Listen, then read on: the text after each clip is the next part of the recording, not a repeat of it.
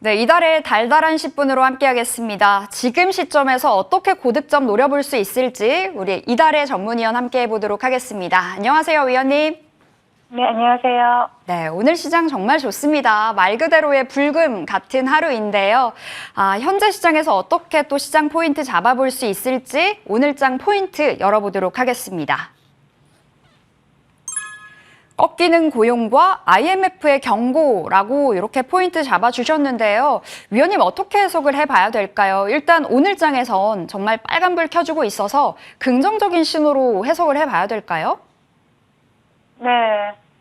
오늘 시장 다들 오랜만에 어제 그 하락분을 만회하면서 좋은 시장 흐름 나타내고 있는데요. 일단 전일 뉴욕 증시부터 좀 보고 가도록 하겠습니다.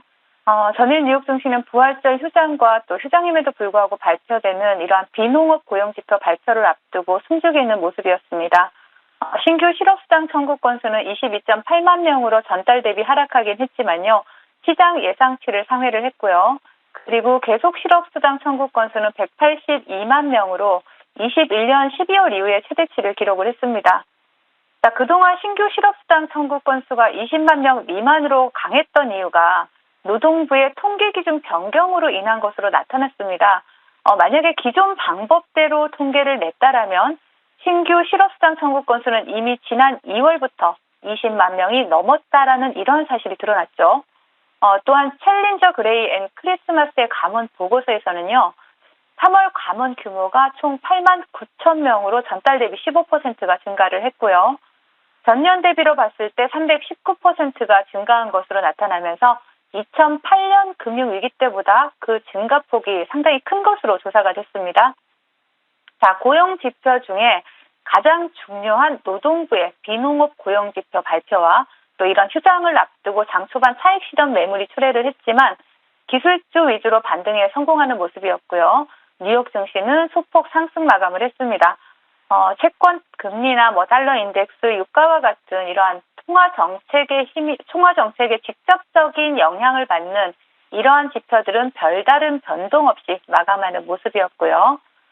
자, 그리고 전일 IMF의 크리스나 총재는 세계 성장률이 향후 5년간 3%에 머물 것이다 라는 이러한 발언을 했고요.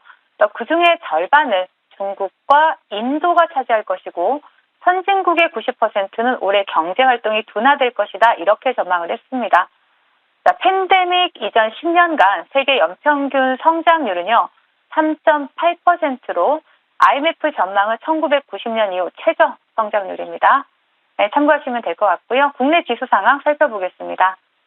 자, 삼성전자와 하이닉스에 대한 외국인과 기관의 폭발적인 수급에 힘입어서 코스피가 1% 이상 상승 흐름을 나타내고 있습니다. 양시장 모두 어제 하락분을 만회하고 있는 모습이고요. 삼성전자와 하이닉스의 압도적인 수급이 몰리고 있습니다. 그렇기 때문에 다른 섹터에 대해서는 수급이 사실 의미가 없다 이렇게 봐도 무방할 것 같아요. 다만 코스닥에서는 여전히 외국인들의 매도세가 나타나고 있고 또 2차전지 섹터에 대한 외국인들의 지속적인 매도가 나오고 있는 상황이다라는 부분 참고하시면 좋을 것 같고요. 그리고 우리 테마 동향 보고 가야 되겠죠. 자, 일단 테마 동향 보도록 하겠습니다. 삼성전자의 감산 소식에 반도체 관련주들이 강세 흐름을 나타내고 있죠. 차트를 보신다면 DB를 먼저 보도록 하겠습니다. DB 보시고요. 자, DB를 대상으로 해서 본방송을 통해 추천드린 미래반도체, 그리고 MK전자, 한미반도체와 같은 이러한 관련주들이 강세 흐름을 나타내고 있고요. 그리고 SK 하이닉스가 5%대 상승을 나타내고 있고 또 삼성전자가 4%대 상승을 나타내면서 기염을 토하는 모습을 나타내고 있습니다. 시장의 돈을 다 이 두 종목이 다 빨아들이고 있다라고 해도 무방할 만큼 굉장히 상승폭이 큽니다. 자, 또한 현대차에서 이르면 내년부터 10% 이상 실리콘을 함유한 음극재 배터리를 차기 전기차에 적용하겠다라는 이러한 소식이 전해지면서 실리콘 음극재 테마가 형성이 되었죠. 자, 이녹스를 대상으로 해서 그리고 KBG, HRS, 대주 전자재료와 같은 이러한 관련주들이 강세 흐름을 나타내고 있습니다. 그리고 2차전지의 불씨가 아직도 사그라들지 않고 있죠.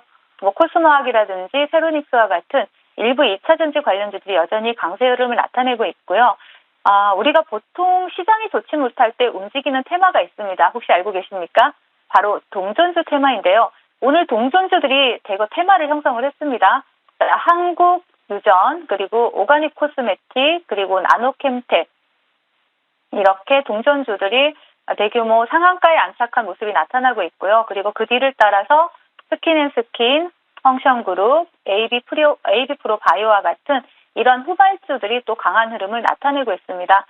자, 동전주들은요, 급등락이 상당히 심하죠. 그리고 거래 대금이 작기 때문에 굉장히 난폭한 흐름을 나타냅니다. 그래서 일반 투자자분들이 접근하시기엔 리스크가 상당히 큰 테마이기 때문에 그냥 이런 테마가 형성되었구나, 시장이 좋지 않구나 정도로 체크만 하고 넘어가시면 될 것 같고요. 적극적인 매수 관점으로 보시라는 건 아닙니다. 참고하시면 될 것 같고, 그 외에 이제 로봇 관련주인 레인보우 로보틱스와 아마케 관련주인 EDGC가 강세 흐름을 나타내고 있지만 아직 테마를 형성하지는 못하는 모습이다. 이렇게 보시면 되겠고요. 자, 시장 대응 전략 드려야 되겠죠.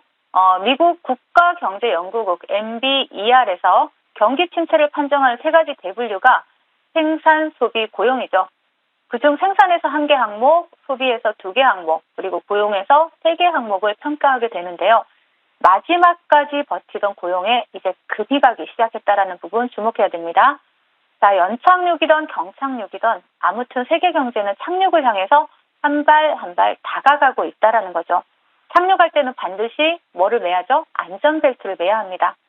다행히도 시장은 우리에게 안전벨트를 맬 시간을 충분히 주고 있다라는 거죠. 금리가 동결되는 구간까지 절대 시장이 나쁘지 않을 것이다 라고 말씀을 드려왔습니다. 다만 이 구간에서 기대감으로 인한 추격 매수 구간이 아닌 수익을 챙기면서 비중을 축소해 나갈 구간이다 라고 말씀을 드리겠고요. 그리고 중소형 테마주에 대해서는 단기 스윙 전략 계속해서 유지하겠습니다. 기존 종목들에 대해서 비중 축소가 어려우신 분들은 소액이더라도 인버스를 통한 일부 해지 전략 여전히 유효하다라고 말씀을 드리겠습니다. 네, 지금은 이제 수익 챙기면서 좀 대응을 해봐야 될 때다. 누누이 말씀 주고 계시고요. 역시나 중소형 안에서는 단기적인 스윙 전략 가져가 보도록 하겠습니다. 자, 그렇다면 이제 달달한 섹터 통해서 수익률 잡아봐야 될 텐데요. 오늘의 섹터 열어보도록 하겠습니다.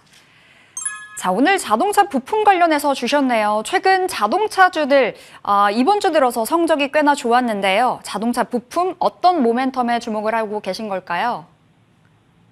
네, 기아부터 먼저 볼 수가 있겠는데요. 기아차의 경우에 보신다라면 기아는 2026년 세계 시장에서 전기차를 100만 대 이상, 그리고 2030년에는 160만 대 이상 판매하겠다라는 목표를 공개를 했죠. 북미나 유럽과 같은 이런 주요 지역에서 전기차 판매 비중을 올해 11%에서 52%로 끌어올릴 예정입니다. 또한 내연기관을 포함한 전체 자동차 판매량은 올해 320만 대를 시작으로 해서 2030년에는 430만 대를 제시를 했는데요. 최근 2차 전지에 밀려서 자동차 부품주들이 소리 없이 신고가 행렬을 이어가고 있었는데 눈치채신 분들은 많지 않으실 겁니다. 자동차 부품과 또 배터리팩 부품을 파는 이러한 일부 기업들의 주가가 이제 이렇게 소리 없이 가파른 상승세를 나타내고 있는데요. 사실 자동차 업종은 최근 경기 침체 우려에도 양호한 실적을 내고 있고요. 또 올해 금리 인상 사이클이 마무리될 경우에 실적은 더욱 개선될 가능성이 높겠죠. 특히 완성차 업체들이 갈수록 전기차에 대한 생산 비중을 늘려가게 될 것이기 때문에 전기차 관련 부품이나 또 배터리팩 관련 부품주들에 대한 관심이 필요하다 말씀을 드리겠습니다. 네, 자동차 부품 관련해서 그럼 원픽 종목 어떤 종목으로 골라오셨나요? 네, 저는 현대공업을 좀 가지고 나와봤는데요. 자, 현대공업은 자동차 내장재 전문 업체죠. 현대 기아차의 주요 협력 업체입니다. 미국 조지아주의 전기차 주요 내장재를 생산하기 위한 신규 공장을 설립을 했고요. 또 올 하반기에 본격 가동할 예정입니다. 또한 고용량 배터리 생산 업체인 유로셀에 2차 전지 분리막을 납품하는 이러한 에너에버 배터리 솔루션의 지분을 가지고 있고요. 지난 21년 미국의 2차 전지 실리콘 응급제 업체인 엠프리우스에 140만 달러를 투자한 이력도 가지고 있습니다. 이번 현대차가 내년부터 실리콘 응급제 10% 이상을 배터리에 적용한다라는 이러한 계획을 발표를 하면서 현대차의 1차 벤더로서 현대공업이 한 번 더 주목받을 수 있을 것으로 보여지기 때문에 이러한 지분 투자 그리고 또 지분 투자 부분도 볼 수가 있겠고요. 미국 조지아주에 그 전기차 주요 내장재 생산을 위한 신규 공장을 설립하는 이러한 이슈도 부각이 되기 때문에 자동차 부품주로서 현대공업 관심 있게 보시면 좋을 것 같고요. 그리고 동종목 같은 게 차트 보시면서 말씀을 드리도록 하겠습니다. 자, 현대공업 같은 경우에 차트 보시면요. 오늘 아침에도 좀 수급이 강하게 들어왔습니다. 수급이 강하게 들어오면서 지금 바닥권에서 추세를 완전히 돌리는 듯한 이러한 흐름들이 나타나고 있는데요. 지금 현대공업 같은 경우에는 분할 매수로 접근하셔야 되는 종목이고, 그리고 목표가는 9,600원, 손절가는 하단에 6,800원 드리도록 하겠습니다. 네, 현대공업 원픽으로 주셨습니다. 오늘 장에서도 현재 자리에서도 한 9% 이상의 시세가 나와주고 있는 종목인데요. 목표가 9,600원 그리고 손절가 6,800원 체크해 보겠습니다. 자, 바로 이어서 위원님의 달달한 수익률 점검 들어가 볼 건데 미래반도체 한 달도 안 됐습니다. 3월 14일에 주셨는데 와, 단기간에 수익률 132% 넘어가고 있고요. 오늘 장에서도 급등입니다. 지금 자리 어떤 전략 맞을까요? 네. 반도체는 제가 AS를 계속 해드리면서 아직 반도체 섹터는 한파동이 더 남아있다라고 말씀을 드렸는데 혹시 기억하십니까? 제가 미래 반도체는 앞으로 더 갈 것이라는, 더 상승할 수 있다라는 이러한 부분들을 계속 AS를 해드리면서 부각을 시켜드렸는데요. 자, 차트 보시면서 말씀드리겠습니다. 자, 정확하게 바닥권에서 매수 사인을 드렸고요. 지금 단기간에 100% 이상 수익률을 또 드리는 종목이죠. 반도체 관련주들 같은 경우에 대장주다라고 말씀드려도 무방할 것 같은데요. 미래 반도체 이제 100% 이상 수익을 줬으니까 어느 정도 챙겨가면서 대응하시고, 그리고 나머지 물량들은 조금 보유하시면서 더 추가 수익 즐겨도 좋을 것 같다라고 말씀을 드리겠습니다. 네, 진짜 좋은 타이밍에 들어갔습니다. 미래반도체 이렇게 또 새로운 전략 세워주셨고요. 자, 두 번째 종목인 KEC 되겠습니다. 지난주 초반에 목표가 달성하고 좀 어느 정도 숨 고르나 싶더니 오늘 다시 튀어가는데 또다시 시작인 걸까요? 네. 전력 반도체 전문 기업이고요. AI 시대에서 핵심으로 저전력 반도체는 미래 먹거리로 부각이 되기도 했었죠. 전력 반도체 같은 경우에는 요즘 전기차나 태양광 쪽에서도 수요가 확대하고 있죠. 그렇기 때문에 KEC 같은 경우에는 관심을 꾸준히 가져야 될 종목입니다. 지금 목표가 돌파한 이후에 다시 조정 주고 있지만 지금 이 조정의 자리는 매수 타이밍이다, 아름다운 조정이다라고 말씀을 드리겠고요. 2,500원 라인을 이탈하지 않는다라면 재매수 관점으로 적극적으로 대응해봐도 좋을 종목이다 말씀을 드리겠습니다.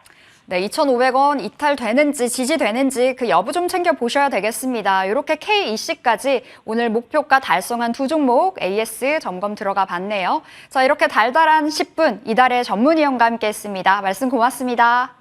네, 감사합니다.